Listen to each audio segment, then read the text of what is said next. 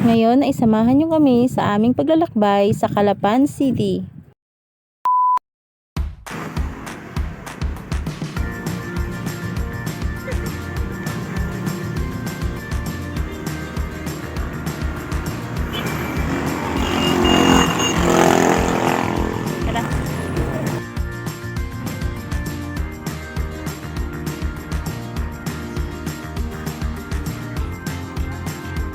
Approximately 10 hours later. Nang makarating nga kami sa Calapan, ay dumiretso agad kami sa Pag-ibig kung saan sobrang lamig at talaga namang ako'y kaligkig na sa lamig ay talaga namang yakap-yakap ko ang sarili ko para lang ako'y mainitan. Kahit na malamig dito ay sulit naman ang paghihintay ko kasi mabilis namang maiprocess ang mga papel. Kaya nga maya-maya ay tinawag na rin ako para iabot sa akin ang pinaprocess kong papel at lumabas na nga ako. Pag-ibig, ang pinaghirapan may katuparan.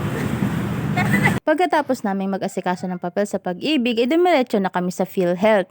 Hindi na nga ako nakapag-video niyan sa loob kasi magmamadali na kami at saglit lang din naman na-process ang mga papel namin.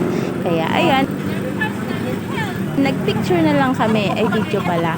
Habang binabagtas namin ang highway patungo sa PSA kasi may usapan kami na bibili kami ng sapatos. Ay ayan nga, nakakita kami ng banggaan. Isa, dalawa, tatlo. Tatlong sasakyan ang nagbanggaan. Sunod-sunod sila. Hindi naman ako reporter kaya hindi ko na i-detalye kung ano ang mga nangyari. Kaya ayan, lumampas na lang kami at kitang-kita nyo naman. At nakikita nyo naman. At kitang-kita nyo naman may fish dito sa unahan. Ay, tingin-tingin lang kami kasi wala naman kami pambili. Ang target talaga namin ay sapatos. Kaya ayan, lumakad na ulit kami para pumunta kami sa bilihan ng sapatos. Tara, samahan nyo kami.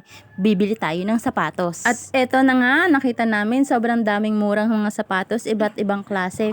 Puro mga branded ito. Ang gaganda. Sobrang marami kayong pagpipilian mula sa 50 pesos hanggang 300 pesos ay makakabili ka na ng murang-murang sapatos. Nag-ikot-ikot pa nga kami upang makakita pa kami ng magagandang sapatos para sa kapatid ni Welma na si Warren at para na rin sa kapatid ni Ate She na si Mac. Medyo nahirapan nga kami sa pagpili ng mga sapatos dito kasi sobrang gaganda talaga ng mga sapatos dito. Hindi ka pwedeng mamili lang ng isa kundi dalawa, tatlo para sa options. At talaga namang malilito ka kung alin talaga ang pipiliin mo. At nang makapili na nga kami at mabayaran na namin ang aming biniling sapatos, ay dumiretso na kami sa pinakamalapit na kainan, isang restaurant na talagang sulit naman ang babayaran mong pagkain. Dahil kami ay sobrang tipid ngayon, naghati kami sa isang ulam, isang sinigang, worth 60 pesos lang naman yan.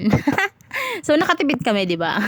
Konti lang naman talaga ang baon naming pera, kaya talagang kailangan namin magtipid. Kayo ba ganito rin pag minsan? Lalo na sa mga panahong talagang gipit na kayo. Kailangan nyo ang isa't isa para masandalan. Hindi naman kailangan gumastos ng malaki para lang mapunan ang kumakalam na tiyan, 'di ba?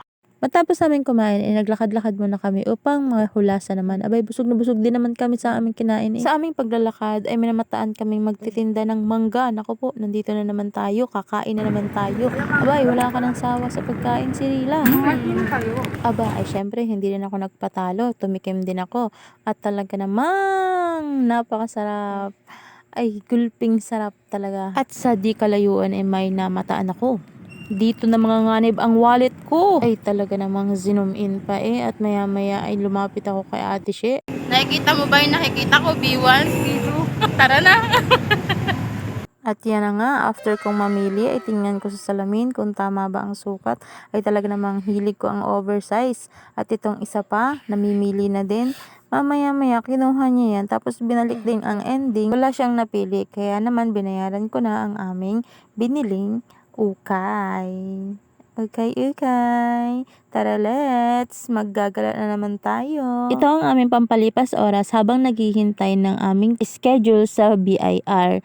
So, 3 p.m. to 3:30 p.m. ang aming punta doon. Kaya kailangan namin munang mag-aliwaliw para naman maibsan ang aming pagkainip. Matapos nga namin mag-CR, naghanap kami ng pahingahan at eto nga, pakuya-kuya-kuy na ako dito dahil talaga namang nakakainip maghintay ng oras. Ayan, pinagtripan na ako ng aking kasama. Nagpicture na nga rin kami diyan kasama yung baboy na nasa likuran.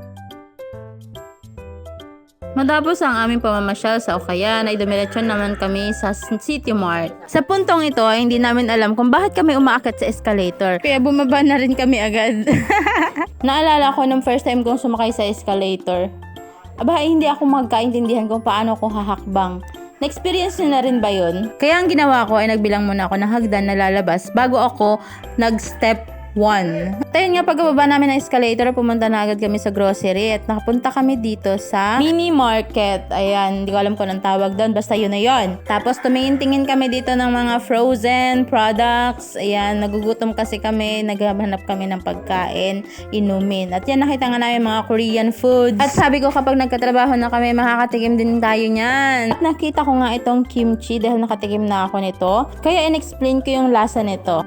Na maasim-asim, tapos maasim, tapos lasa pechay. Tapos, yun. Yung lasa niya. Ang gandang Maanghang. natulungan mo ko doon. Kuya, sagot. Ang hirap sagutin, basahin mo. Sweet pickled radish. Ah, Radish. yan yung malutong. At ayun nga, na-explain ko naman siya ng very, very simple. Basta hindi siya masarap para sa akin kasi first time ko lang siguro siya natikman kaya ganun ang lasa sa akin. Kaya next time siguro okay ng lasa niyan. Matapos namin magala sa City Mart ay pumunta naman kami sa TESDA. Magpapasilyo lamang ako doon at pagkatapos ay dediretso na kami sa BIR. At bago ko nga pala tapusin ang video na to, huwag niyong kalimutan mag-like, share, and follow our page. Thank you for watching. See you on my next vlog. Bye-bye!